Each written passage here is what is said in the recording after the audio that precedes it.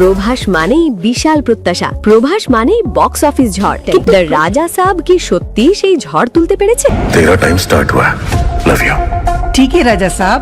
9 জানুয়ারি মুক্তি পায় প্রভাস অভিনীত বহুল প্রতীক্ষিত সিনেমা দ্য রাজা সাব। মুক্তির প্রথম দিনেই সিনেমাটি আয় করে 53.7। এটি প্রমাণ করে দেয় প্রভাসের স্টার পাওয়ার এখনো অটুট। দ্বিতীয় দিন মোট সংগ্রহ 26 কোটি রুপি, তৃতীয় দিন আয় 20.12 কোটি রুপি। যদিও আয় কিছুটা কমেছে, তবুও 3 দিনে মোট কালেকশন ছিল বেশ শক্তিশালী। চমক আসে চতুর্থ দিনে। ভারতের বিনোদন বাণিজ্যের তথ্যদাতা সংস্থা স্যাকনিলকের প্রাথমিক রিপোর্ট অনুযায়ী সোমবার সকাল 11টা পর্যন্ত আয় মাত্র 0.4। এই পরিসংখ্যান অনেক ভক্তকেই ভাবনায় ফেলেছে। এর পেছনে থাকতে পারে কর্মদিবস হওয়া, মিশ্র রিভিউ, নতুন সিনেমার মুক্তি, গল্প বা উপস্থাপনায় দর্শকের বিভক্ত মত। তবে চূড়ান্ত সিদ্ধান্ত আসবে উইকেন্ড ও পরবর্তী দিন। যদি সিনেমাটি ভালো ওয়ার্ড অফ মাউথ পায় তাহলে আবারও গতি ফিরতে পারে, নইলে এত বড় ওপেনিং এর পরও গ্রাফ নিচের দিকেই নামতে পারে।